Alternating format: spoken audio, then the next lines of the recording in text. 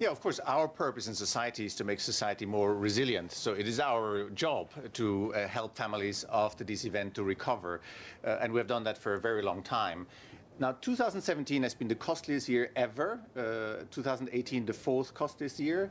19 was a bit more normal, but generally we have seen an increase in losses, mostly also in bushfires, in droughts, in floods.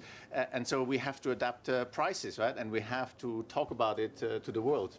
But you know, how many of these natural disasters were actually covered by insurance? Because that's a big question for the industry as well.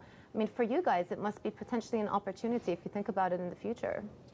Yeah, so our job is to take out volatility, but climate change is really a trend. So things are getting worse, and you cannot insure a trend because it's a certainty. There's nothing to be insured. So it's really something that will be borne by societies, and therefore for a very long time we have been warning around that trend because we clearly see it in the data. Now, typically about half of the natural catastrophes, half of the economic loss is covered by insurance. It depends on countries. Some countries like the US is probably half, some countries much less, right? Obviously the poor countries are less covered. So that's another issue, right? This what we call protection gap, which we try, passionately to cover and penetrate, right, over time. Are prices going up, though, to reflect the increased amount of risk in this domain? Are you being able to pass those higher pricing through?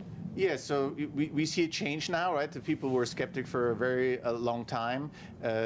On the scientific front, there's less certainty around hurricanes, but there's actually consensus in the scientific field that we see more drought, we have more hail, we have more floods, etc. So we're in the process of passing this on. These are yearly renewable contracts, and so pricing is adapted from a year to another.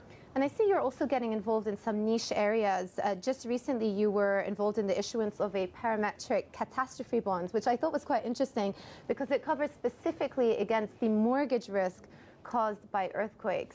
So very niche, but presumably also higher margin business for you. Well, I mean, this is really important, right? People don't realize in the US, a lot of people are not insured. In California, maybe 12% of households are insured against earthquake, and it's an earthquake region.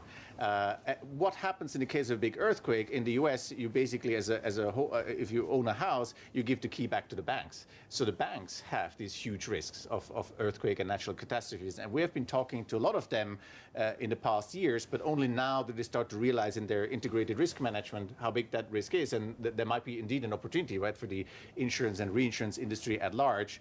But I guess what motivates us is more that people can recover after a big loss, right? That's really what we're in for. I want to turn and talk a little bit about the asset side of your portfolio. I see you, Swiss Re has joined other asset managers to launch the UN-convened Net Zero Assets Owner Alliance. Effectively, what that means is you've committed to a carbon neutral investment portfolio by 2050.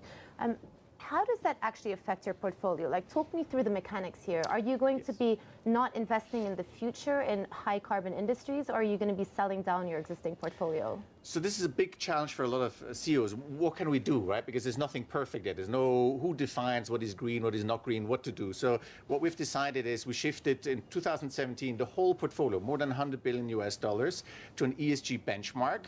It's the Barclays Bloomberg Index. And what it does is you stay invested in every industry. So you do that, also the more polluting industries. But they have a rating for all players in that industry. And you can set a cutoff. You can say, I only invest in the most positive half of those players. So encouraging the good actors. So it's not perfect, but it's the best thing we could find. We shifted the whole portfolio, and since then actually has outperformed the old portfolio. So it's not like you have less returns. So there's maybe commercial incentive there as well. Christian, I'm going to leave it there. Thank you very much for taking the time to chat to us today on Street Signs, very special edition today in Davos.